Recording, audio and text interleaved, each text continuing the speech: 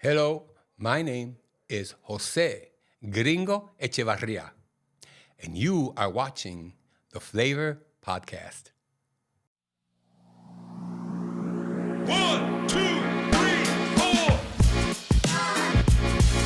What's up? It's your boy Los LOS from the FLAVA Podcast. You are listening and watching the FLAVA Podcast. We're back. We didn't change. But We're Chicago in. pizza or New York pizza? Oh, I'm with Chicago pizza all day. Well, that's Tom, White Town. because I like chasing the man or the rats. The rats. You said, can you put your finger up for a second? Like this? Up like this, like you're about to point something. Oh. So this is going to be...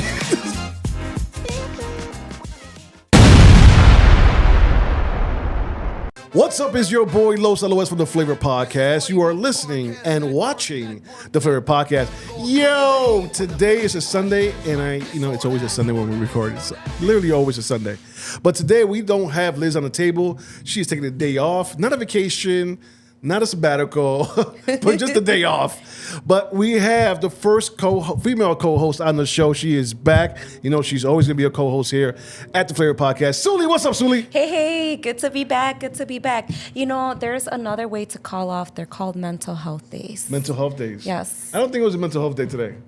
We'll just say it was. No, actually, well, I can't say why, but it was. Yeah, she couldn't make it today. It was approved. It was Well, approved. I hope she's doing amazing. Me too. Shouts out to Liz. If you guys don't know who Liz is, look her up at My Liz or Liz something. Liz on Instagram and Yeah, TikTok. her Instagrams are so funny. Yeah. They're so relatable, and I like the whole millennial mom versus her kid. It's Millennial like, oh mom, my yeah. God. Yeah. It's, yeah. She's funny. She's been putting her son more on the TikToks if you've seen them. Yes. Yeah. I'm a big fan. Okay. So for you guys that don't know Suli, that has been watching, just recently watching, Suli was the first female co-host here at the FLAVA Podcast. Suli, can you let them know who you are just in case they forgot or they're new? Well, I'm Suli. I was one of the podcast co-hosts here, and I'm also an entrepreneur. So I'm the owner of Doll Revolution, a holistic weight loss boutique here in Chicago, run by women and owned by women. Awesome. So that's the boutique, but there's also, you said CMOS, right? Well, I added in holistic. We also have our own brand of CMOS that's a part of the holistic weight loss. You come in for a faja and you're leaving with a lot more. Absolutely. And probably a new friend because she's just awesome and amazing person. Awesome. So how has your week been? It's been good. I was in Minnesota for 3 days. My daughter came in for spring break from Middlebury, Vermont. And yeah, just kind of having family time. I brought my parents to Minnesota with me. Okay. So they got to go hang out at the Mall of America. Okay. Do their thing while I was stuck working, and I'll just come home and come to the Airbnb and see them for dinner. How was that Airbnb? I kind of saw parts of it when you were showing it off on was it Instagram? I think it was Instagram. Snapchat, I think it was. Snapchat. Uh-huh. Yeah, it was good. So we always look. Everybody needs their own room, and we need more than one bathroom. I think you were saying that at one of them, right? We hate sharing rooms. And we all have our own little ways. We all live separated, so it's kind of like bringing us back into that house together. So we need our own space. I got put downstairs because I was going to be the one leaving early in the morning, and I wasn't supposed to make noise for everybody. Leaving early in the morning and staying up maybe all night. Yes. Usually, that's why I have coffee all the time. I love me some coffee. Awesome. Cool. What else is going on with you that's new? You want to let people know what you're doing? Let me see. So we have a big group of girls that works with us, and they've been going through a lot of different pop-ups. Shout out to B, because B, please don't kill me, B, but she just got awarded by Google for a top business for 2026. Let's go, B. Yes. All right. I know she's just been hush-hush about it. I can't contain myself. I haven't seen anything. Yeah, but I can't contain myself because that's a lot of hard work and dedication to get those reviews, to get that recognition. So she just went to work one day and checked her mailbox, and there it was. So it's So kind of like awesome. very honoring. So that's kind of like we've been doing, is trying to create more bees. So with the girls that joined the team, just kind of figuring out what is their thing, what do they like. We all connect with the CMOS and the fajas, but we all do it in our own different ways. So we have like China, shout out to Lupe with China Dolls Beauty. She's more of our body massages, lymphatic and Okay. body sculpting. So she implements CMOS and fajas in that perspective. Then we have Miss Janet. Shout out Janet with sensories. She does sensory massages to help calm your nervous system. CMOS has magnesium. It has ways to kind of like, de-stress your brain along with her massages. And then, of course, B's been turning more into like our little herbalist. So she's been introducing other herbs and other things. And then me, I'm like the fashion one. I just love the fajas, and I just like to, talk about the different constructions, compression levels. So we all have our own little thing. We have another girl, Caroline, shout out Caroline, and Liz. They're both more personal trainers, so they tend to take it more as to the gym, how to benefit from your faja and CMOS when you go work out. Right. So we all each have our own little niche, but we have one goal in common, and it's just kind of figuring out what they want to do and how can we empower them or connect them with the right people. I think you said empowered them. Yesterday you were at a women's event, right? Yesterday? We were at 2. So we were at Chicago Latina Magazine's Wellness and Health Expo in Humboldt Park.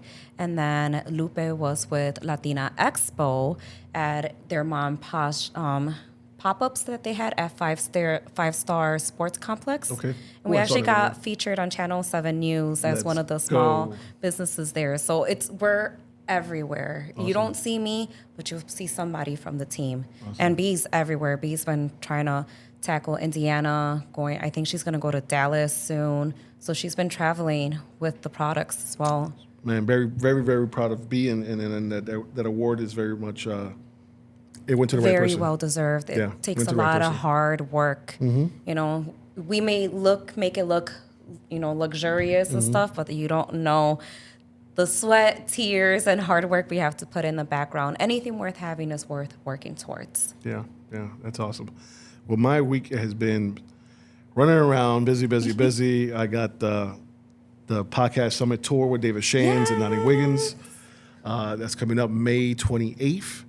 And I'm just running around, just going back and forth with my mentor, talking to my mentor, which is awesome. I get to talk to David Shands every other day, so it's kind of cool. Getting things prepared when he comes here for the tour. I'm just excited. I'm so excited. Yeah. That must be very exciting. This is the second podcast? For him? Summit? No, for you. No, this is the third. The third one? This will be the third one. Nice. Yeah, this will be the third one. Yeah. So it's I pinch myself sometimes. Like, I'm actually texting with David Shands. I'm actually having a talk, You're collaborating. I'm going to be on stage with him. And something that I put the seed down 2 years ago when I was in Atlanta for his podcast summit. I put that seed down that I wanted to do this for him in Chicago. And, hey, 2 years later, I am doing it. And it's perfect timing. Everything works within divine time. So that's coming up. So if you guys want to get tickets, go to Eventbrite. The podcast King will be in Chicago, coming straight from Atlanta, and he is bringing Donnie Wiggins. She is your favorite business coach. She will be here as well. It's going to be at the Chicago Theater Works, May 28th. Doors open at 5:30. You need to be registered to get in. Look, we're almost at capacity. So whatever's left is left. If you don't register, I am sorry. Unless there's like somebody not showing up, you can't get in. So please register, because we expect a packed night for David Shands. Nice. You must be so excited and proud of yourself. Because that's like a big... I remember when you mentioned when you went to Atlanta and you were like, oh my God, I'm going to bring him over here and getting all that situated. Oh, I do remember. It is the third one. Yeah. Because the first one was at a restaurant, then it was at Chicago Theater Works. Yeah. Yes. Yeah. Oh my God. This one is pretty cool. And I'm teaming up with Dr. Marta Razo. You better say it right. I better say it right. That little lady will be over here. And Tony Tito Lopez from IMS School. So it's going to be good. It's going to be awesome. I'm going to have, I got some surprises that night. You know? I'm going to bring my culture out. So it's going to be like a tiny little Benito Bowl that night. Oh, Just picture that. Yeah, I'm excited. I want him to see our culture. Yeah, so that's going to be popping up that night, along, of course, with the break dancers, because I need break dancers in my life. So that they'll be there as well. Got to show them a little bit of Chicago and a little bit of Latin culture. I might even throw in some footwork in there, some Chicago.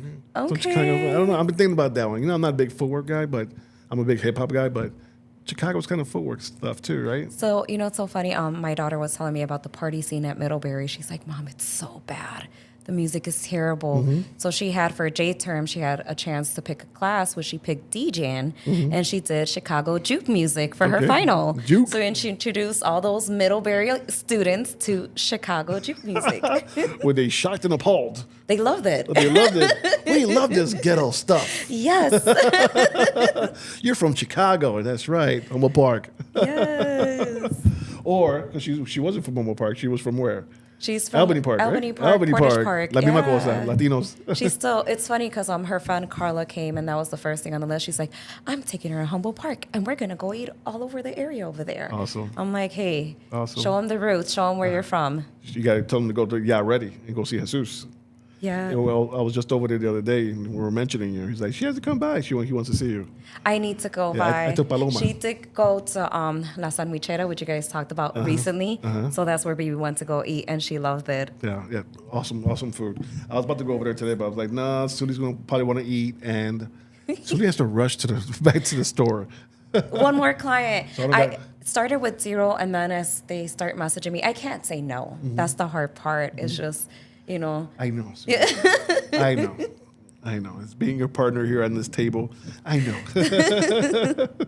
So, Suli, are you ready for it? For what, hot topic? Yeah. So, you ready for Together? Okay. You are so rusty. Because sometimes I want to say Hot Pocket. It makes me think of that commercial. Hot Pockets. Yeah. Are you ready now? Yes, I'm ready for a hot topic. Okay, ready? Are you ready for Hot Topic? So what's your hot topic for today? So I know some of you guys must have seen comedian Drewski and his skit. Yeah. Well, supposedly it's not targeted towards somebody as a representation of Republican women, but I think we kind of have an idea who he's talking about. Absolutely. But it kind of brought me to want to ask, I definitely enjoy the comedy aspect of it, but do sometimes comedians maybe go a little too far where it can be disrespectful, or are we still poking and having fun with it? I believe we're still poking and having fun with it. Okay. I don't think anything he did, as I saw it, I don't think anything was disrespectful. It was a joke. Yeah, no, not with this one. I think it was funny, but then there are other things like our current president. He's, we have made fun of him and in certain ways There's where it's still like we're not jokes. all laughing together, but Well, half the country's not laughing together. Yeah, that's correct. Half the country is not laughing whatsoever. But they're fun to make fun of him. Too bad he can't take a joke. I don't know. I feel like with this current administration, it's opened the doors to make fun, but kind of go a little bit in a disrespectful route. They do hold certain levels, even though I don't like them. But, do we still have to show respect, or do we continue to just really loudly voice our opinion? It was a conversation me and my mom had, and she got me kind of thinking. I was like, yeah, I could see where we're getting disrespectful, but they deserve it. They deserve the worst. But no, I think like with the Kirk situation, the guy died or whatnot, got shot. No, that's not a funny thing. Okay, stop there. Yeah. Stop there. But it doesn't mean we can't go after his wife for doing the things that she's doing. You know what I'm saying? She's not innocent of being, who she is, who we all see who she is now. Yeah. If you research her past and everything can lead you to. I have. So if you guys don't Yeah. take Suli or my word for it, just research it. So if Drewski wants to make a parody off of it, hey, and it's funny, why not make fun of it? What I don't like is when someone passes and then we're making fun of them, or we're applauding their death. That's something that really, really bothers me when they applaud their death. Just like, our president did. The last person that passed away, he was okay with Mueller dying. He said, good. Yeah. Good that he's dead. Yeah. Which is horrible. It's like, what's your problem, man? It's like, chill out. You're supposed to be presidential. And I feel like stuff like that is what opens the doors for people to get disrespectful. Like my mom's old school everything, hold everything, like certain positions to respect. But when you have that person in that position doing things like what you just mentioned, it kind of opens those doors for other people to kind of give the same energy back. Yeah. And it's like, how low are you going to go? And each time we think he's done, he goes lower. The dude goes lower, man. It's like, what's wrong with you? I know Biden was a little senile and whatnot, but is he? a little senile or just mean? I think mean. Just a mean person. I think mean. Yeah. I think he's really a I mean don't person think through and through. we've had a president act in that manner, Mm-hmm. or even like, I don't know, carry themselves with respect either. Right. Everything's a disrespect if he doesn't like what you said. Like when he called that reporter a piggy. And I was like, are you serious? Those are certain things Bruh? that you shouldn't. You're in a certain position. You shouldn't be talking like that. You could probably say it. Yeah. You know, like call him out in a very intellectual way, but he just goes straight for Right. it. There's no class. Yeah, there There's is no no class. Yeah, it's like he didn't go to the colleges he says he went and graduated to. No, he went to those colleges, but did he really get those passing grades? Was he a D student and just got a diploma? You And know? you don't know. Because the way he speaks is not. It's not like Smart. Right. You don't expect a president to be talking the way he talks. It's like, Yeah. and we get it. You know, some people love that he's talking just like them, but. There's one thing to be relatable, and there's one not. Like, I love me Obama. Obama was able to be relatable, but yet he was carried as himself as a respectful man. Yeah. So, He definitely didn't disrespect his wife or his family. no. When the one we have disrespects his And wife yet and his he family. always let us know he's from Chicago. Yeah. You know, he's from where we are, but yet always carried himself in a certain manner. Yeah. I don't know. That's not what Trump said. Trump says he's from Africa or something like that. God. with or without the birth certificate. Oh my God. So my hot topic, Dan, we're gonna keep on with this Trump stuff. Good Lord Jesus Christ. Sorry. And I said Jesus Christ. I didn't say Yahweh. Two different people. I'm going through a new journey in my life. There's Yahweh and there's Jesus Christ. Look it up yourself. So mine is these TSA workers not getting paid. You know, now they're getting paid, right? They're getting paid now, but at first they're not going to get paid, and then They have to go to sleep. Congress said they're going to get paid. Then Trump said no, they're not going to get paid, and then stuff hit the wall, and now they're going to get paid again. Hold it, we're not done yet. And Okay. then Mike Johnson said they're not going to get paid, and then Trump said they're going to get paid regardless. Make it happen. So We're I going read back and was, forth on that. Yeah, but what I read is that regardless, they're going to get paid for their hours and overtime. Even if it takes a while, they're still going to get compensated. Well, some of them for are it. still getting checks from the last time this Oh. happened. They're not just paying all that out right away. That was little by little. So people lost. Okay, we lost 400 TSA workers. They quit, right? And then people lost their cars. People couldn't pay their rent. People couldn't pay their mortgage. Yeah, People couldn't pay their kids going to school. You know, whatever lunch money or whatever. yeah. This is crazy. Why are they the first ones to lose out on getting paid and not these senators? These senators are the ones that need to not get paid. Yeah. Isn't it so I've read before that when you're into politics, you're doing a public servant job. So it doesn't mean that you should be living off of that wages, but they all pretty much, that's their way that they make their living and the amount that they're getting paid. So yeah, that is a good question. Why not start there? Why not start with the senators, the congressmen? You don't get paid. Yeah. And plus, half of them are kind of You want a millionaires. government shutdown, okay, so you're putting your money on the Right. line. You're putting your kids' tuition on the line. Yeah. You know, their fancy cars on the line. Not these people that don't have much now have The nothing. regular American Yeah. that literally we've been living paycheck to paycheck. Yeah. We're one bad situation away from losing everything.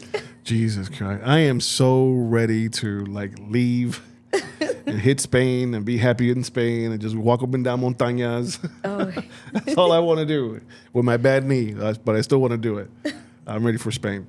So this was your hot topics. Suli's on the table again. Aren't we happy? We are. We'll be right back with your guest. Nice. Yo, what's up? It's your boy Los from the FLAVA Podcast. Did you know that a research study, Rashi, has been shown to have anti-cancer properties, anti-tumor effects?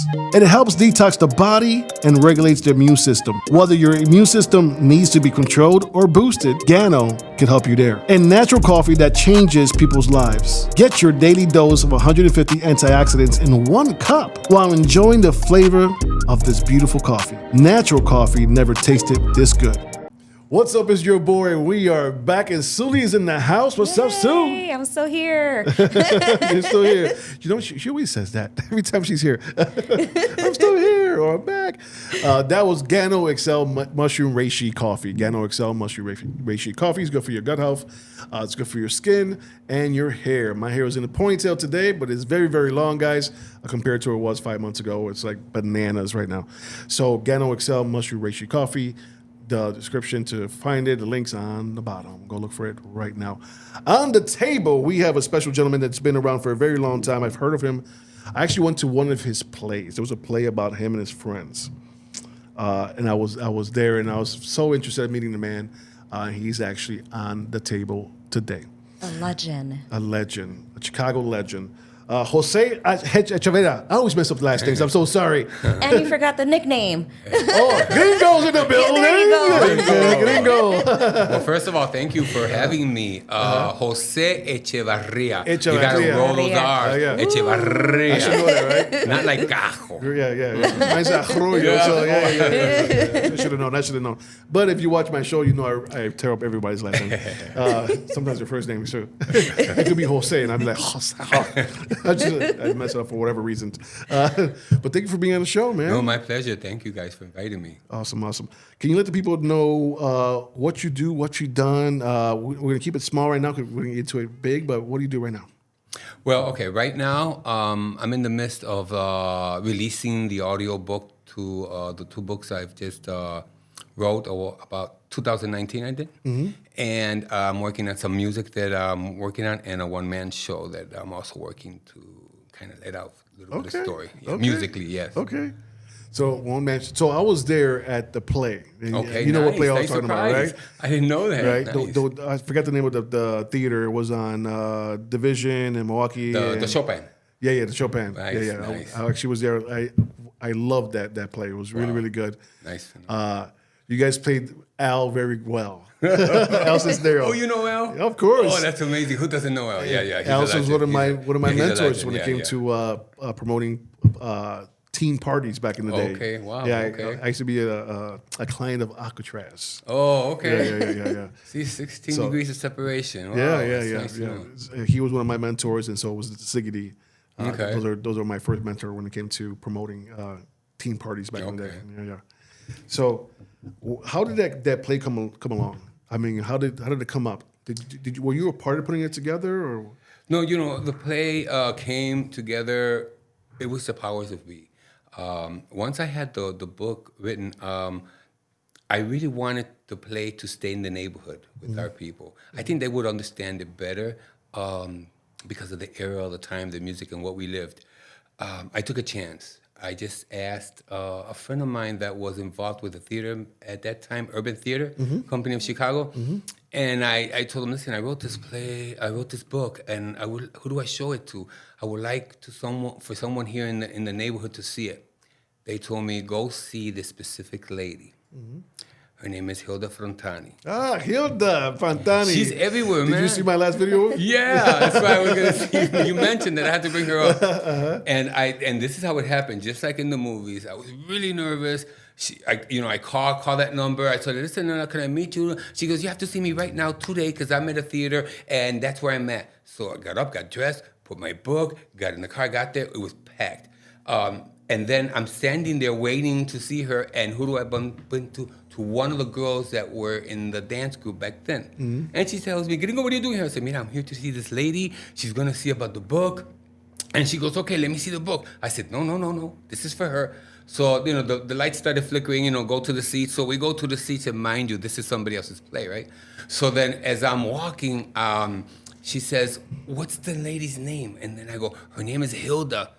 And she says, Hilda? She goes, Gringo, that's my mother. Can you imagine? And then she points to her, and then she goes, mira, mami, you didn't want to show me the book? And then people are going into their seats, And at that moment, when people are going into their seats, Hilda grabs my book, and she goes, oh, so you were the one that had my girls out late at night, You were the one. And I was like, yeah. And she goes, wait a minute. She got to the middle of the floor where the stage is. She started announcing my book. She held it up. She was panning my book to everybody, and I was like, no, not now, not now. And she says, this is him, and can you come over here? At that moment, the playwright from that play came out. And then she said, what's this? Her name is Miranda Gonzalez. She's a history-making playwright. Amazing. She came out. She asked me to go to the middle of the stage.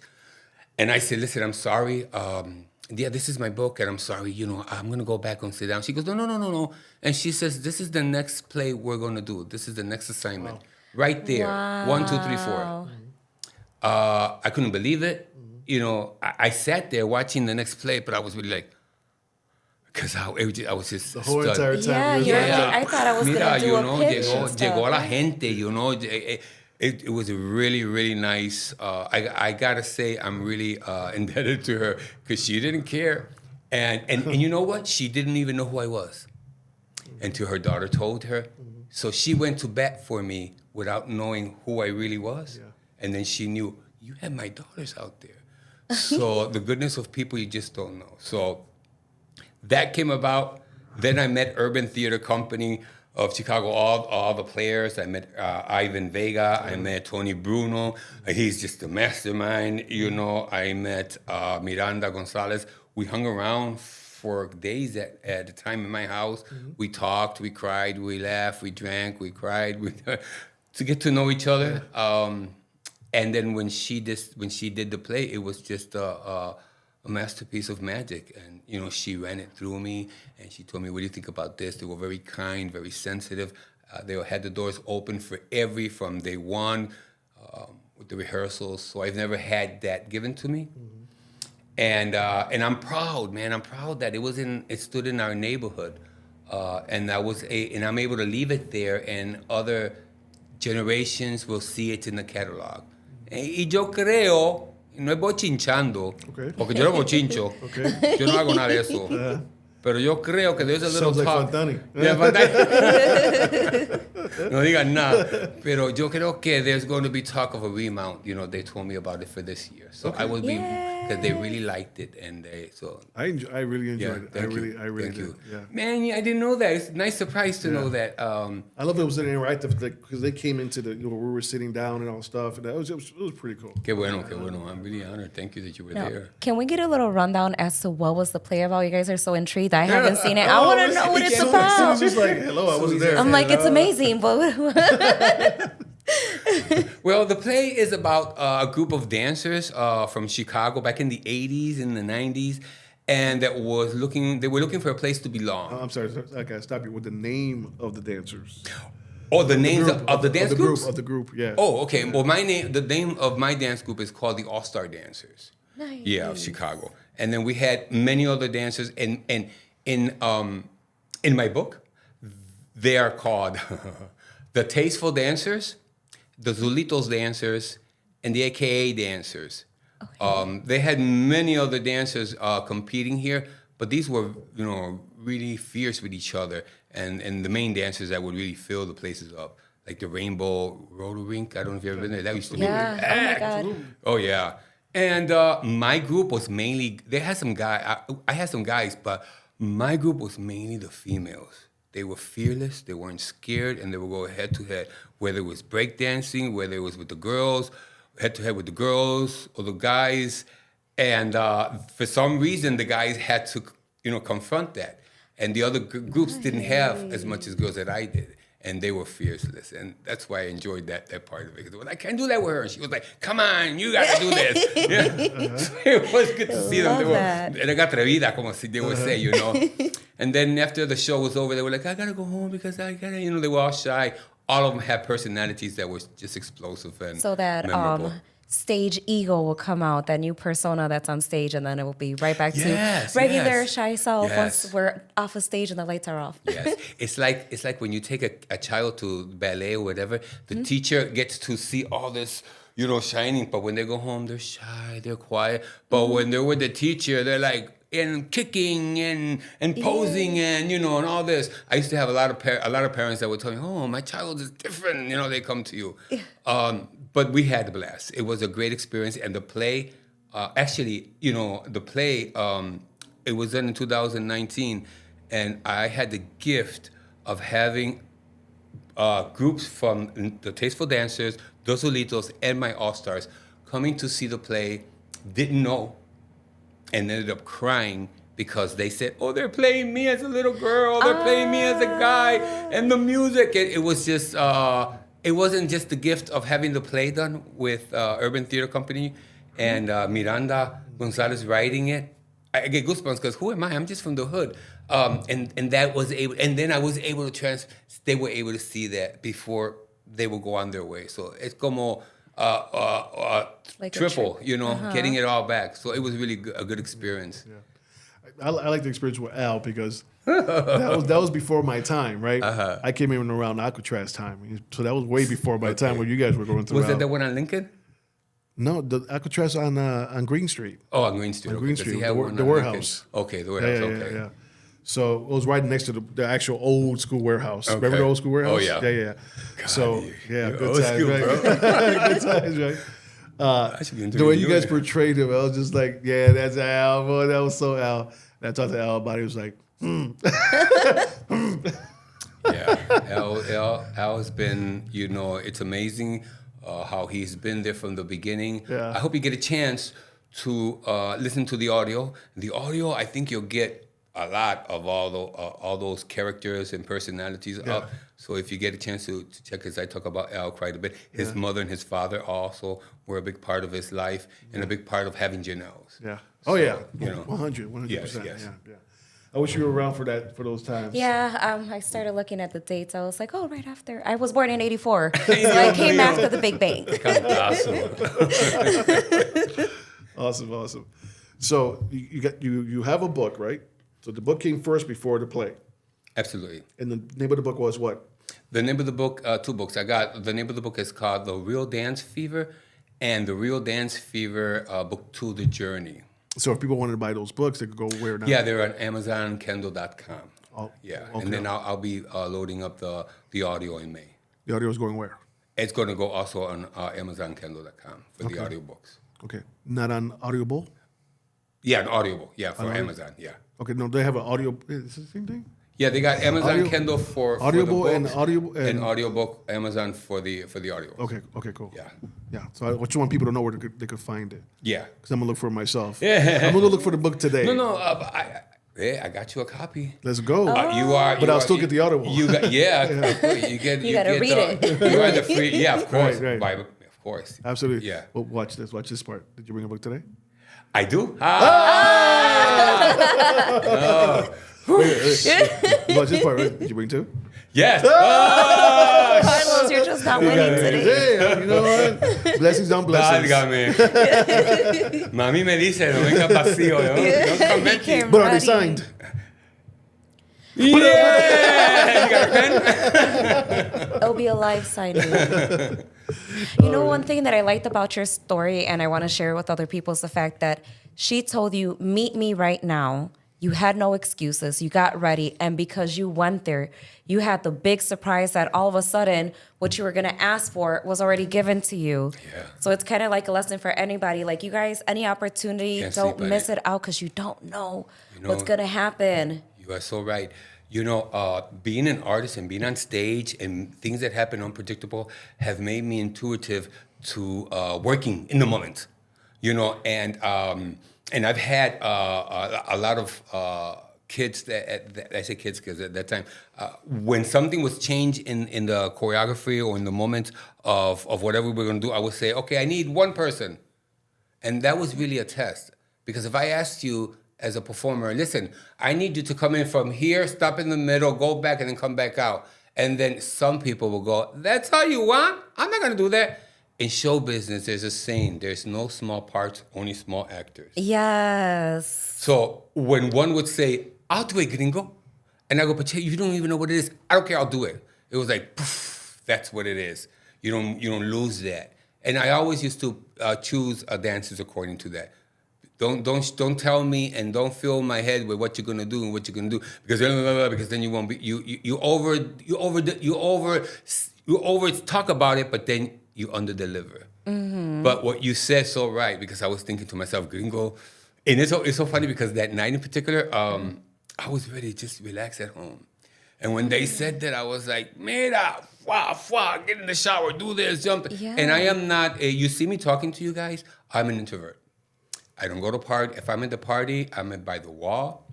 I like to be good with a group of people that I feel safe and that I can be a clown and be me. But I'm not the person that picks up the mic and says, dame el mic, I'm going to stand on the table and give you a show. I love art. I love production. I love everybody that's under the umbrella of art. But I'm not ready to show off. But I love every individual and every artist that's ready for that spotlight, no matter where you are. You know, and I've had a lot of them like that. I would say, you got to go up there now. I'll do it, gringo. You know, and they're ready for it. I've never been that kind of a person behind the scenes. Awesome. Yeah. Awesome. So, Yeah, Gringo, Dime. you want to play a game? Vamos. So, do you want to play a game? Yeah, what are we going to play? Oh. I don't know, but we're going to play it after these messages. All right. Right back.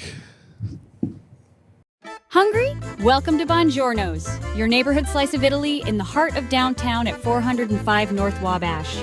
From that first crackle of a hot, thin crust margarita to the aroma of sausage and pepperoni fresh from the oven, this is pizza that stops you in your tracks. Every pie comes out blistered, just right. Bright tomatoes, silky mozzarella, and a crust that holds the fold. Watch the cheese pull. See the slice. Hit the plate. This is the moment you decide what you're eating tonight. And if someone at your table wants something besides pizza, don't worry, there are plenty of tasty options to choose from.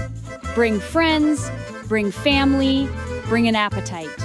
Dine in, grab a box to go, or order online for pickup or delivery. Open today, see the menu, and start your order now.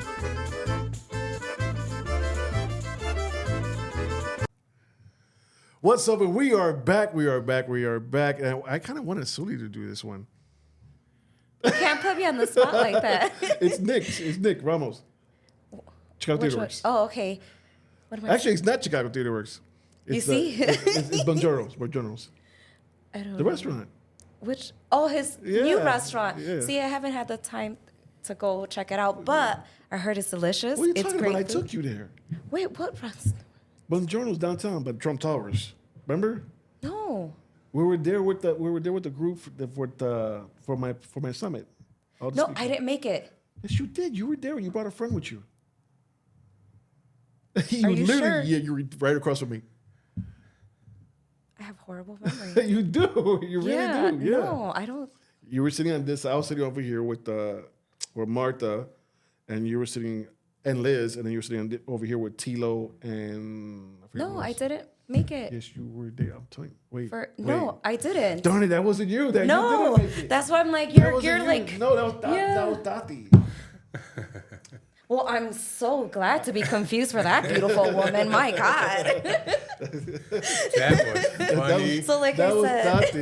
Yeah, that was Tati. I didn't get to try the food, but I heard it's amazing. I've seen the videos. And then Nick Ramos, he deserves it. He's a great, great, great entrepreneur, serial entrepreneur too. He is. So to manage so many businesses and then to have a restaurant, but I should be going there soon. Shouts out to Tati because I remember you were trying to get there. We were on the phone. We were Yes, talking. yeah. Because you were trying to get there, but the traffic was so I forgot. bad. Somebody texted me, either Martha or Liz, one of them two. They're like, "Are you coming?" I'm like, "To what?"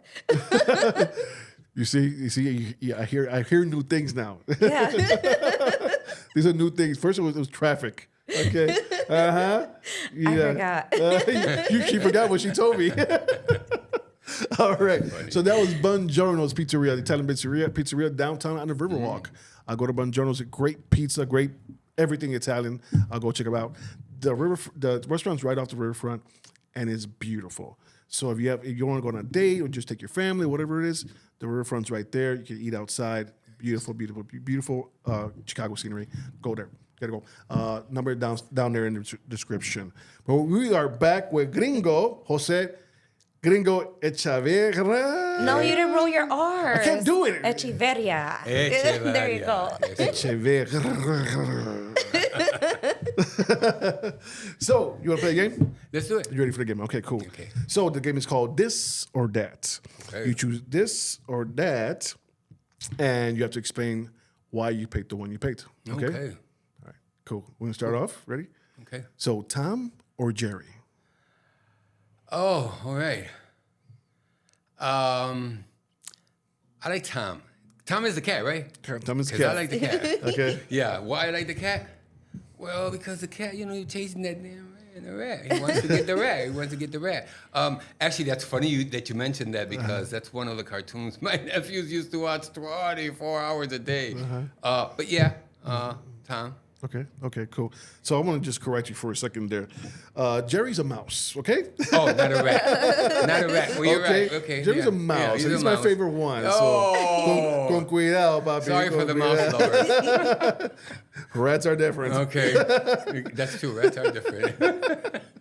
As soon as your turn. Okay. Are you more of a city person or more of like the mountains and the outdoors? So you're like city life or small villages? No, I love the city. Yeah.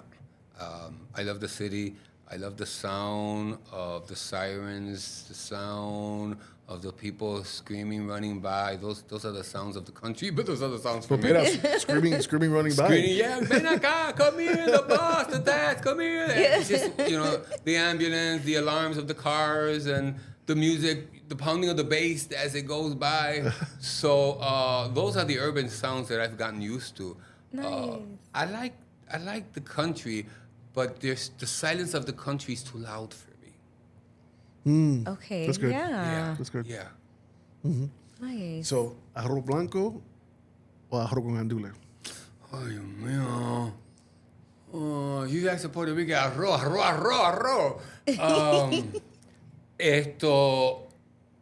Yo voy a decir, por las penas que hemos pasado, I'm going to say white rice, yes. Because arroz con gandules was on those special days or those holidays. Arroz blanco was like, white rice was white rice and eggs, or white rice and sugar when you want a dessert. Yeah. So white rice and Spam. So yeah, white rice for now. Okay, all right. Are you a coffee person or a tea person? Well, I'm neither. No. Yeah, is that something? I like the smell of coffee.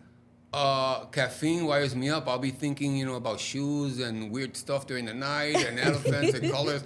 And then tea does that to me too. I've noticed that I get really jittery. So I don't drink alcohol. I don't drink coffee. I don't drink tea. I just drink not even soft drinks, just water. Sometimes warm water with lemon. Okay. Yeah. Okay. So, Chicago Sox or Chicago Cubs? Oh, you're trying to start I'm something. going down for the blood now. Well, I'm going to actually say the Cubs. And that's magical and easy because El Viejo, when my real mom passed away, when my grandfather became my dad. And I remember we would go every Sunday to the cemetery, and he would open all the doors from the car, and there was the Cubs game playing full blast. You guys do what you got to do. Go pray. Go put some flowers. And me and Poppy are going to stay listening to the Cubs. So it's the Cubs, yeah. I like that story. Yeah. Oh, I ran out. Let me see. Food-wise, hot dogs or burgers? I like some burgers. Yeah. I like, burgers make me feel it's a little bit more filling to the food. And a quick thing, the reason why I like burgers is because I had a friend of mine that back in the days when I was on the street and we were young and all we wanted to do was dance and just go to the, he would tell me, mira gringo, if you really want to get a meal, let's get a burger, 2 burgers for fries. And he always took me to the best places we can get the specials of burgers. And it was always burgers. So that was like our safety food that would fill us up, and then we didn't feel like hungry, so burgers, yeah. Nice. Cool. You guys are like psychologists, making me all like food and making me cry with food and all these memories. So, Dime. Superman or Batman? Well, I really like Superman. I like Batman, But I really like Superman for the longevity history he has had throughout, so many decades. I just never got how nobody could get that it was him with the glasses. Right? You know what I'm saying? They would look at his eyes, you know. But yeah, Superman, and because he was also so kind, and he was also sacrificing of himself a lot. Batman was okay. Okay. Do me a favor. Can you bring Suli some water, please? It's your turn. I don't know what else to say. I ran out. I got this one. Salsa or merengue?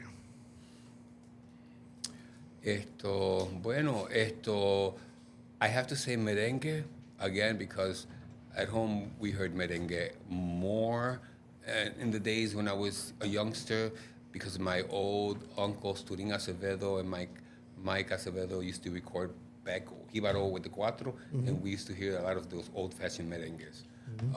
So there's a lot of merengues going on at the house. Okay, awesome. You don't know? No, I was drinking the water. Thought about what you guys were drinking. Okay. Okay. That was a good question, though, for it to answer salsa merengue. That's like... Oh, yeah. So, Supergirl or Wonder Woman? Well, I gotta say Wonder Woman. I really do.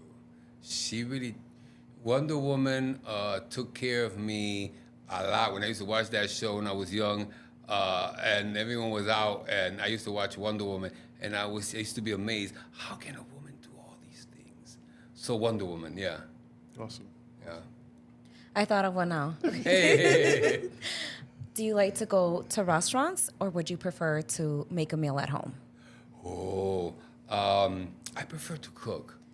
Yeah, I'm a foodie. I like to eat. I eat everything. Crayons, plaster, Crayolas, everything. I'll eat it, What child get has ready. not ate some Crayolas? Yeah, I can eat anything. But I like to cook because I find that when I cook, I guess it comes from my viejos. There's something about the love and the satisfaction.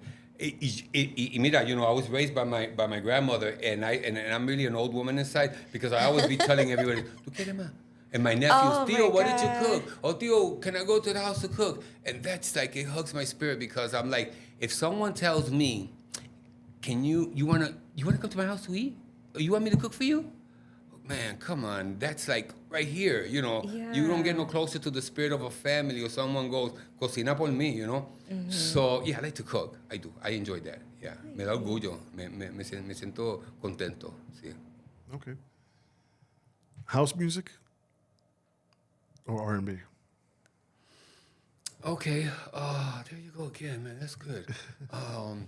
The reason why that's good because, well, first of all, I'm going to pick house music.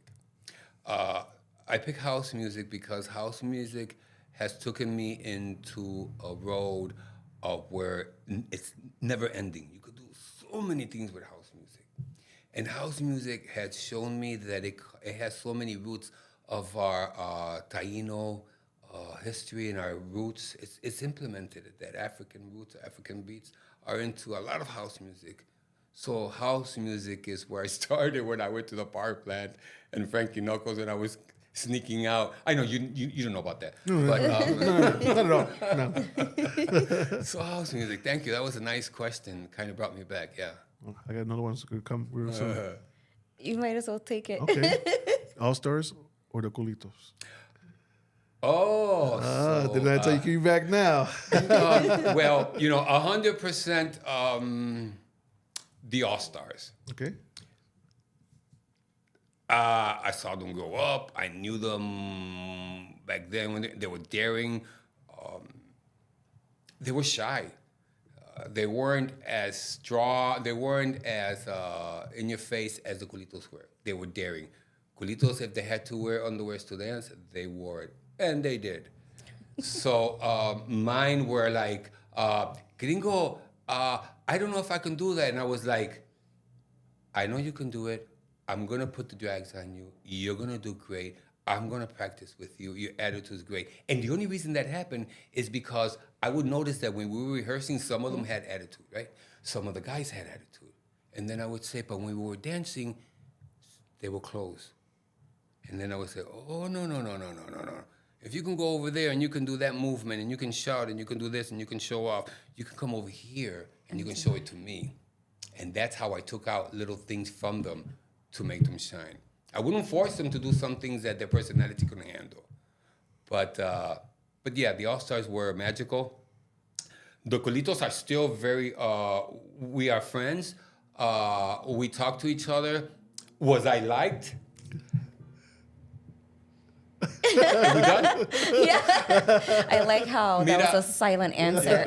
No, la verdad es que in every story there has to be the good, the bad, and the ugly. And I was like, do I do this when I write this story? I did it. I have a lot of good friends with the Colitos even now. The only thing is that back then, when things weren't good, and remember, when we're young, and I did something to you and you didn't like it, that's where you're going to stop thinking about it. And when you see me again, you go, huh, he didn't put me in that dance. And you're 52 years old. It's like, you have to move on. Yeah. Definitely. Yeah. Actually, my sister was a Colito. Oh, yeah? Really? Yeah. I did some wonderful dances in Colito. That's still, I am friends with them. I think she was a Colito when they went bad, though. Oh, Because my sister was very bad. okay. She was always in fights, always fighting, no. and then dancing, and then fighting, and then dancing. That's wild, yeah. So that's why I want to throw that one out there. Yeah, that's good. Thank you. Awesome. So, last question, very important question. I want you to think about this very good. Take your time. Okay. Chicago pizza or New York pizza? Well, I have to say Chicago pizza. Why is that? I've eaten New York pizza. I've eaten pizza from other places, but I never thought that I would, if you're from Chicago and you don't go nowhere, then you get used to these diamonds and all these tastes of foods and stuff. But when you travel and you go someplace and you go, man, I feel like I want to have a pizza, and you can be in Detroit or you can be in wherever you are, it's never going to amount the same as Chicago pizza or dogs. And I went through that so many times, and I'm like, you know what? I'm not gonna fight it anymore. Wherever I'm at, I'm just gonna take whatever they gave me. But I know in the back of my head, I'm going, that's not Chicago. Like the, ¿cómo se dice? The Vienna, and that's their, taken to other places. Nothing like Chicago. New York is cool, people, okay? New York is really good. I'm starting stuff. Awesome. So what's your favorite pizza place here in Chicago? I go to this old, it's called the Vitas. And I think it's on Belmont. And it's an old family, it's like, boy, it's really old. And I like it because it's kind of those mom and pop kind of a places. I used to go to Father and Son. They used to be my number one place. I mean, and I think someone also told me that there's an original Father and Son somewhere in some suburbs. But other than the Vitas, I don't go. The Vitas. Spell that. Yeah, it's DEVITAS. The Vitas. I'm trying to picture it. I can't picture it. Yeah, I don't even think it's too far from here. Yeah, well, Belmont's right there. Yeah, that's why. Yeah. But Chicago used to have a lot of old mom and pop places. Yeah, absolutely. A lot. Before they were all. Now they are like more franchises. Yeah. So have you ever heard of a place called Pequod's? No. Wow. Pequod's. Disrespectful. Spell that. Pequuad. Pequod's. Quads. I think I just spelled that wrong, but shut up. Okay, so have you ever heard of a pizza place called Nutty's? Don't want to be disrespectful. You could have went this way. Yeah. Oh, okay, God. Sorry, Liz. No. Okay, cool. We're good. Okay. I did a little segment. My But favorite there are really good pizza places, right? My favorite pizza place is Pequod's, and it's the Pequod's. best in Okay. Chicago. Oh, Maybe the okay. world. Wow, Maybe the okay. world. Yeah, you gotta try I it. let you say that. I gotta Pequod's. try it, yeah. The one on Clybourne. Clybourne. By Webster. Right? Awesome. Interesting now. So cool. So I want to get into your life a little bit. So we're gonna go down. Memory Down.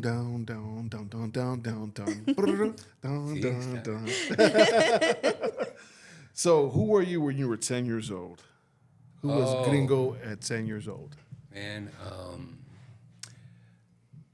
Gringo was a very shy, quiet boy. He was very introverted and very, you made me sad. Very introverted, very forgotten. What do you say forgotten? Well, a lot of things happen in life.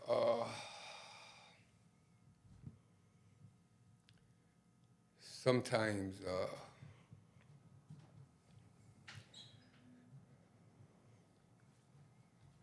just, when you're young, you see things differently.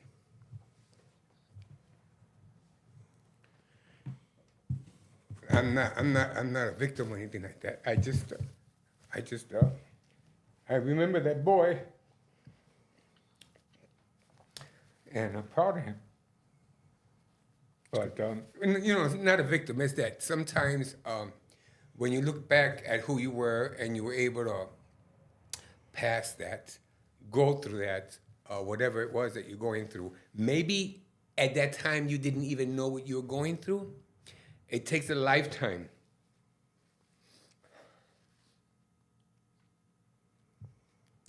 to bring it around. And then when you're grown up, you put that boy around, you put him away, and then you say, damn, man, now I'm older. And you look back and then you go, wow, that boy, he changed, man. He survived. He did a lot by himself. He survived the street. He took care of people from the street, but no one took care of him. So when you said that, maybe a little sad for him, not for me. I'm good. I fought that. I'm a very. I forgave myself. I'm a good man. I had some lessons and I learned them and I fell and I was ugly and I was bad and I was good and because I didn't have leaders, I didn't have guides. Yet here I was being a leader and here I was being a guide. So I don't know how can you bang yourself against the head being empty, and then when you finally look at yourself and you say, man, you don't need, I never claimed to be famous, less alone famous by association. I just love art, I love creating. But if it wasn't for art, it sounds so freaking cliche. But if it wasn't for art that came up here in the head of a dyslexia little boy that didn't know he was dyslexic and he was lost and he was alone in a room full of a lot of people, would have been worse on the street. Would you say you became the leader and that mentorship that you wished you had, and that's who you are now for your old 10-year-old self? 100%. It took a lifetime to 100%. You know why? Because I always trust people. I love for real. I am loyal to the end. And I tend to forget, sometimes maybe some of us forget, that the way we are is not the way a lot of people are out there. So, and sometimes even the ones closer to us that we say, I didn't expect this from you. I expect it from strangers, but not from you. So, yeah. And that's why I'm sorry, I got emotional because like I said, I'm an old woman and so I cry for anything. But I am really thankful that you give me this platform so I can, let people know Gringo, we all go through a lot of things in life and different, moments in our life. Sometimes we're bad, sometimes we're good, sometimes we regret it. There's things in our life that we will never share with anyone. Mm-hmm. But we will always close our eyes and say, God, I'm sorry. And that's what I learned from all that. I could have stood in that abyss, of darkness. We all have friends that were doing things that they shouldn't have been doing. Yeah. We have our characters that are either leaders or followers in life. Mm-hmm. But I just didn't know. Gringo just didn't know what it was, where he was, what was happening. It was just art. And the reason why it was art, because when a child is forgotten, even though you have a big family, and when a child is forgotten, even though there's so many things going around, and that mind goes, I'm gonna take care of you. You're gonna draw, you can't draw. You're gonna hum, you can't hum. You're gonna imagine things in your mind, you can't do that. You're gonna have a journal. the umbrella of art, what you guys are doing is the umbrella of art. It falls under that, where you can give the platform and tell the fellow artists, mira, dime how you feel, cómo tú te sientes y qué yo te puedo ayudar. Eso es what you guys are doing for me as an artist. You're giving me that expression, you know. Awesome. Thank you. And how was your journey? Because, like, you know, we're talking 70s, 80s. Art wasn't so accessible back then. And, you know, in Latino community, is art even a real job or anything? How was that going through all of those stereotypes, not only for yourself, but also empowering others along with you? It was lonely. Mira, it was lonely. I felt delusional. I felt fraud. I felt like didn't have, like, when they would tell me, Gringo, what do you want? And then I said, we're going to dance in a stage. They would go, Gringo, no one's going to hire us. They would say, Gringo, you know, where are we going to get our costumes? I'm going to get your costumes. They, in their mind, their mind could not leave the neighborhood. You know, they felt only good if they had an award from the same people that they were competing against each other. You know what I'm saying? But I would tell them, no, you know, we got to go out there. It was hard because no one believed me. Everybody, the Curitos, all the other groups and everybody, they were under this bubble where let's stay in the neighborhood. And Because it was a safe zone. Yes. They thought I was boring. They thought I didn't want to compete enough because I canceled their performances after. I was wearing them out. Performances for what? Until I was able to show them the stage and people. There's another life out there. But it was lonely because no one thought that. No one. We only wanted to perform and battle for each other, you know, and that was a big. And also, if you may permit me, you know, when you said how was it, it was so lonely that I got to go on tour at the age of 18, 19. The first one from all the groups got to go to all the cities. And even when I came back, it was still lonely because I was there by myself. There was no internet. You had the little cameras that you take the picture and you had to go. Yeah. You know, Dial or the back. ones you take it and you go, espérate. You know, and then it comes out smeared because. So, you know, it was a beautiful experience back then. It was lonely.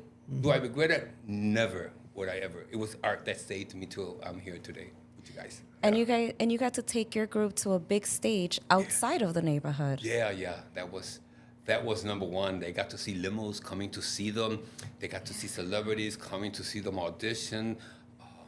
And I would tell them, mira, no se pongan a comer chicle and don't start jumping up and down and be very ladylike. The old lady inside.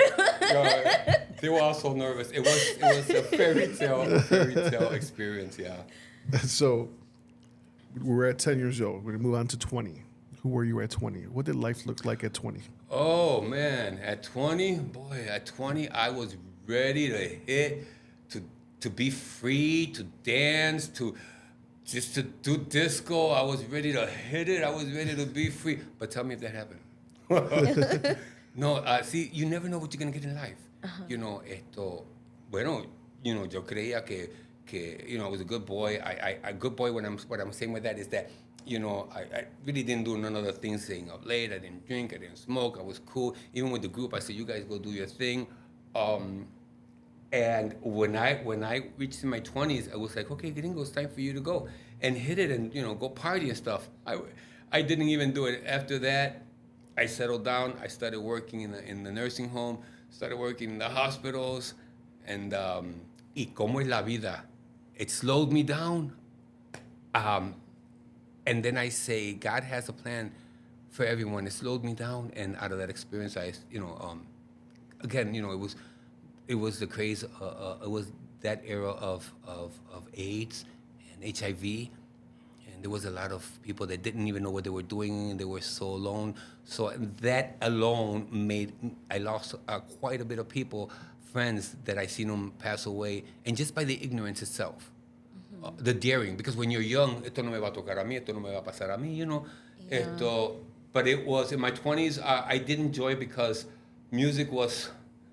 I was able to. I had hair.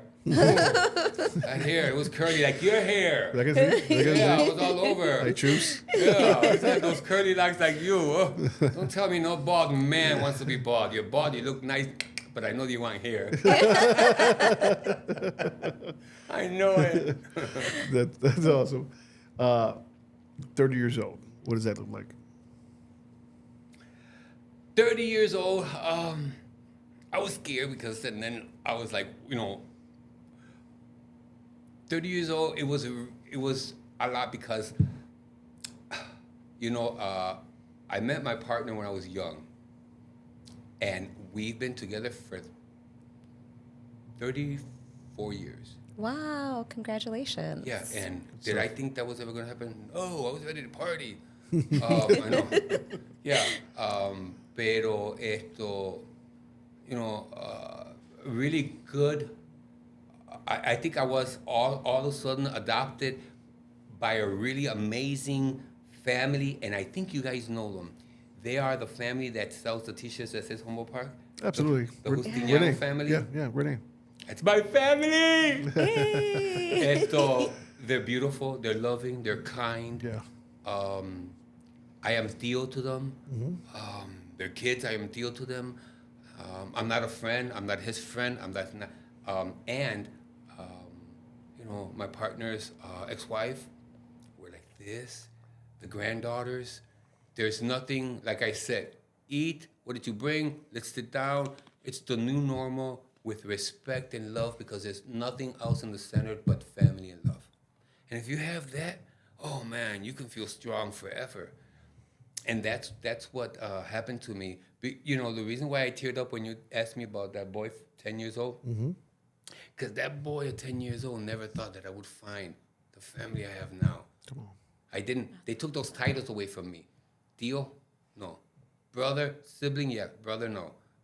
Cousin? No. Cuz. Titi? No. Maybe. I don't know you. No te conozco.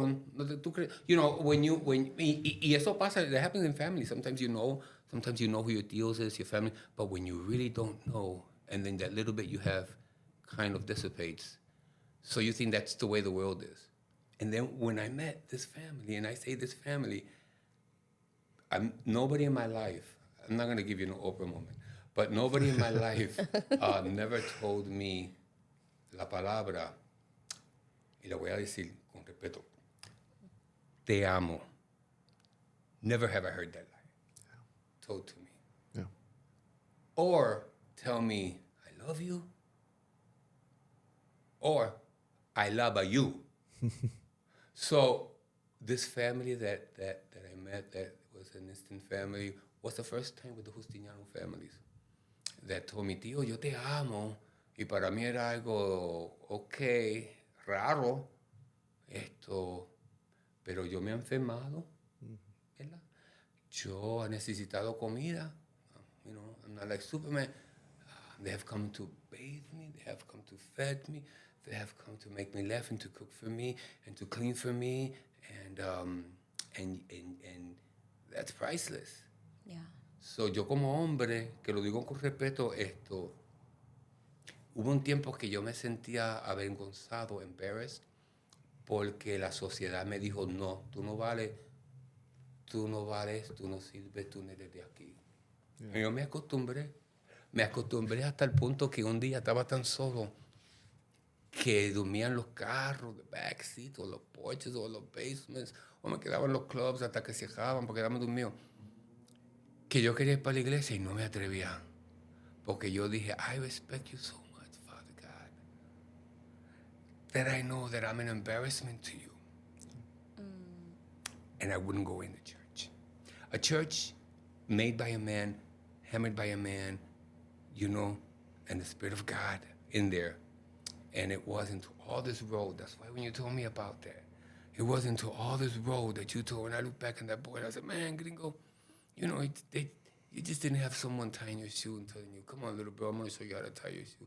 Come on, Gringo, you just didn't have someone practicing the ABCs for you, Gringo, And the reason why I say this, because there's a lot of little gringos out there, and there's a lot of little girls out there, and they go to school, buttons are like this. Their hair must be all messed up. They're sleepy, they're tired. They don't interact. But when they come to get them from the family, they got a family, because we are programmed to give you, the family, what you want of us. That's what you want. Our authentic self is hidden under there. And then I learned that when you asked me that about Gringo being 10, I haven't gone back to that young boy since then, because it's always been like you say, you've been always giving and giving to these kids. Did you get it? No, I never got it. The victim is done. I don't need it. I'm good. I'm strong. I never got it. But look at the assignment that was done. Out of that, I get to talk to you. I get to meet Hilda.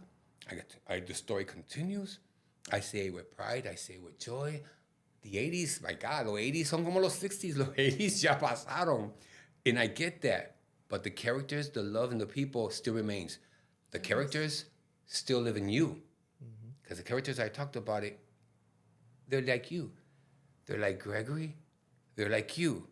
It's just a different form and a different body. Yeah. You know, and the same characters. There'll be another Gringo. You know, there'll be another Flav that you'll be saying, oh, mira, he reminds me of him. You know, we go through this world, and you might say, oh my God, that reminds me of the girl. How art does that to our mind, we can fall into. We can relate to those stories. Yeah. It's interesting. Yeah. So I thank you for this moment to speak to your fans. What you do is magical. How you let each of us in this community express ourselves, and by each of us expressing ourselves, there's someone out there that's alone. There's someone out there that just absolutely admires you. We don't know that. You know how I know that? Because when I used to go with the kids, they used to tell me, "Gringo, look at this record," and I would like, "Why are you showing me this record?" And they would say, "It's 45." And they go, "Look at this record. Look at the year. Look at who wrote it. And I was amazed on how they really I was like, "Oh right, you really into this," you know. Or I was also amazed how dudes that are as old as I am would tell me, "Hey man, I want to be just like you, bro." And I remember we used to go to Janelle's, man. I used to check you out there and see. Me? These dudes that are grandfathers, you touch them the same way. Oh, thank you. Because you're letting someone see the example, and you're saying, I dare to, right? Mm-hmm. But now someone out there is gonna say, I'm gonna dare to, just like he did. Awesome. Thank you for that. Yeah. Let's get into your 50s. Oh. And I can say 50 because I know you're a bit older than me, and I'm 50. I'm 52, so Just I say giving 50. away his age. 50s were scary. I came to terms of illness, slowing down, being older, maybe my mortality. So that kind of came in más seriedad, como me decían, go en más seriedad. And I got it in my 50s, so boy, I really needed seriedad. So yeah, my 50s were more calm, more allowing things to happen, and not think about the outcome before it happens. Because I'm good for that. Because getting to know who I am now. More like I accept, like before, back in the day when I was 20, 30, I didn't accept myself so much because I would say I would get emotional. I was always giving. You got a cold, I'll help you sneeze. You know, it's just the mother, it's just a natural instinct for me, you know what I'm saying? Y así en los 50s, pues yo dije, pues ahora yo me mantengo and I'm going to accept it. Que yo soy un hombre que siempre voy a estar, very attentive, very emotional, very looking for this. Oh my God, they hit a square. I'm going to pray. Because I don't know why. It's just, to me, any living thing is power. I can sit in the car and I can say, mira, you see those trees over there? Those trees, I said this yesterday. I said, those trees, look how full they are with green. And then you look at these other trees, they haven't even bloomed yet.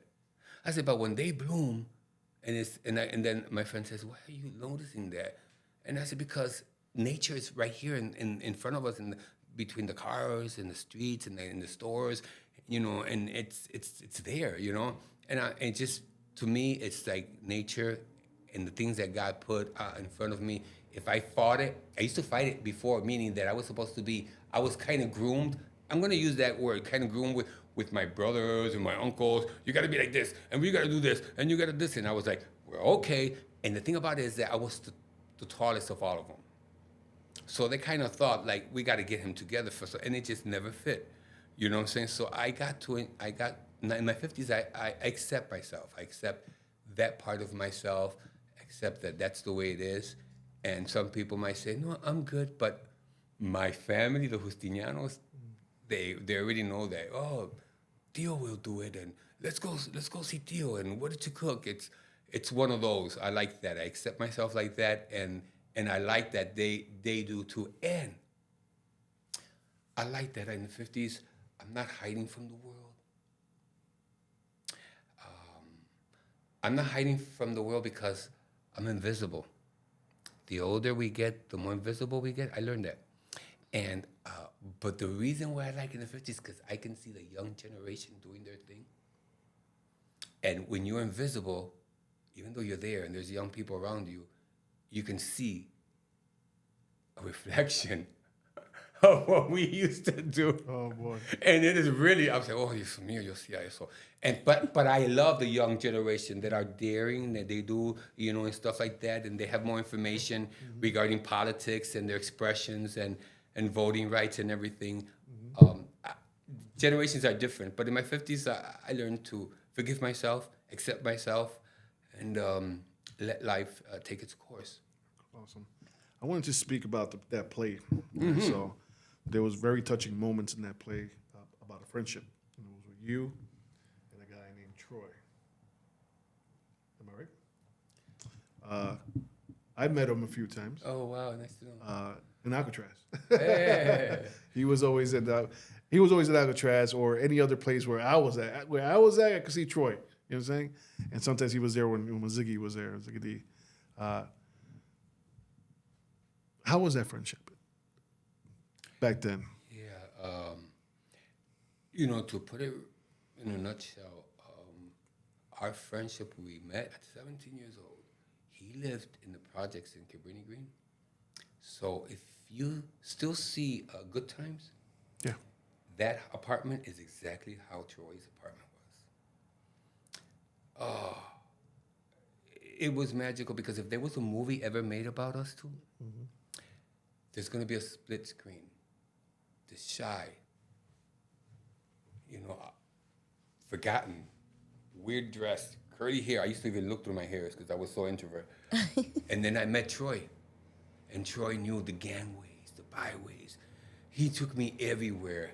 And one particular time, he took me to, it was in the 80s, he took me to this place called on Wells on Old Town. And we were trying to sneak into a club, right? And I wouldn't do it. I never even did that in my life. It's Troy. Yeah, that's Troy. And as a matter of fact, it was after Janelle's. And he told me, you want to go somewhere? And then I said, okay. I never left even with the All-Stars, I never left my area. And then he goes, come on, I'm going to take you. And we went. And he took me to this place, and we were going to sneak in. And then he told me, here, I'm going to go in. And he went in, and then he came back here, and he stamped it. And then I was like, what's this? And he goes, now you get in that line. It was a big old line. And he goes, and just act like you belong here. I said, okay. So I know. I was so innocent, and I did it. And I was like, wow. I said, we were in there. And he goes, okay, let's get out of here. We went to another place. And I was like, I was a pro. I was like, go get it. Okay, you go. You go, I'll be right. And then I'm in the line, I'm ready to go. And I'm ready to go. The guy goes, oh, wait a minute. He goes, let me see your ID. And then he goes, yeah. I go, get out. Mira, I was so embarrassed, so scared, so out of control. I was like, oh my God. And then I was leaning in a car, and then Troy came out. He goes, what's going on with you? Why are you here? What's going on? What's happening? What's the story? And I go, oh my God, Troy, they told me, get out. They said, get out. Don't come back here. Look at, he went like this to me. He goes, they tell you get out. They tell you get out, you stupid. They tell you You're scared? You know how many people in my life told me get out? You know how many people said no to me? He goes, come on, we'll go to another place. That example is he taught me have a tough skin. Yeah. he goes to me, we were walking, he goes, Gringo, everyone's gonna say no to us, but one yes is the one that opens the door. I love Yo lo that. amo, yo lo quiero, yo soy quien yo soy. Because he took me by the freaking hand. When I was hungry, he took me. He said, Gringo, don't be scared. We're going to go dance 2 miles, but we're going to sleep in the back of this car. And I was like, okay. Gringo, you want some food? I survived. We slept in crack houses. We slept in backs of cars. And not one time, he knew that I didn't know what the hell I was doing. He knew it. He said, Gringo, don't be afraid. I was so scared. And then he broke that. Gringo and Troy and Gringo were infamous away from the dance groups. We conquered the world. He was so afraid to go on stage. He said, Gringo, you know, Gringo, everything you say, I believe you so much. He said, would you please help me do my stand-up? I said, me? He said, Gringo, when you stand in the wings and I see you and culitos are making fun of me and people are throwing popcorn and drinks at me and I see your face, bro, I could do anything. I have stage fright. Could you believe stage fright? And I was saying, what? Stage fright? Not Troy.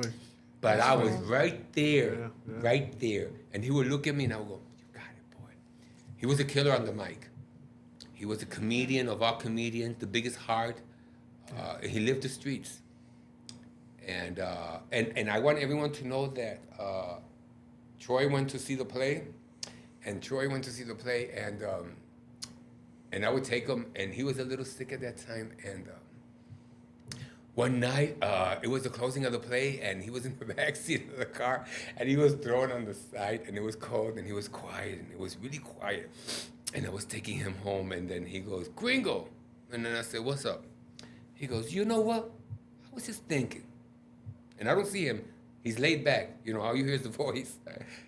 And he goes to me, I was just thinking, you know, when I was little, and I'm living in the projects, I always dream, man. I always dream I was going to be on Broadway. And my mother and my brothers didn't know. When they leave the house, I would grab my mother's brush, and I would look at myself in the mirror, and I was singing like I was on Broadway. And then I said, wow, Troy, I says, you're a superstar. He goes, no, you don't get it. He said, you did that for me, Gringo. Wow. You did that. You know, I see myself on stage. My family didn't see me, Gringo. You did that for me. I said, Troy, you're a superstar. He goes, no, you a superstar. That was the last time I spoke with him, and we did that. But I got to tell you really quick. Troy and me, to the end, it was Troy and I. I know everyone knows Troy. Yeah. I know that he's a big hit in Chicago. Oh, yeah. But at the end, I was there. I cleaned him. I fed him. I bathed him. I washed him. I fought with him. We laughed. I cleaned him. I bathed him. I clothed him. We fought and we laughed. And it was like constant. Over and over and over, and I'll do it over and over again. Man, you're a king. Thank you for asking me about him. Because this wouldn't be. You know, I know this is your interview, and I was hoping that you would bring him up. I cry for anything. He's with me, and we'll tell you why. Wait. Because before I came here, I got a picture of him, and I grabbed it and I put it here. Yeah. And then I said, Troy, you know I don't do interviews, and you know I don't use no mics. You know that. But I'm going to bring you with me because, you know, this is your thing, you know. And I put him here, but I took him out because when I came here out of respect, I said, I don't know, you know, what you would be asking me or, you know, what particular questions, you know. So I kind of slowly took him in there. And for the gods, as I was putting him in my pocket, I could hear him arguing Like, don't put me in that Don't pocket. put me in the pocket. Don't He's put me probably in tell that. you, I know Los. Yeah, don't put me in that pocket. So, thank you, because you brought him out of that pocket. You were like, hey, how about Troy? Everybody knows him. The book is mainly me and him and I from the beginning to the end. I went, everything I did, we did. And one quick thing. I love Troy so much, and I had to say this openly. I love Troy so much that I wasn't a big hit with the friends because I was the bored one. The one I would tell him in front of his friends, don't do this, don't drink this, don't do that. And they were like, don't listen to him. I love him so much that at the end, at the hospital, I was hoping that he would be happy with his friends, and it was a hard journey for him, But he was loved. The end of the days of his, everything was just beautiful.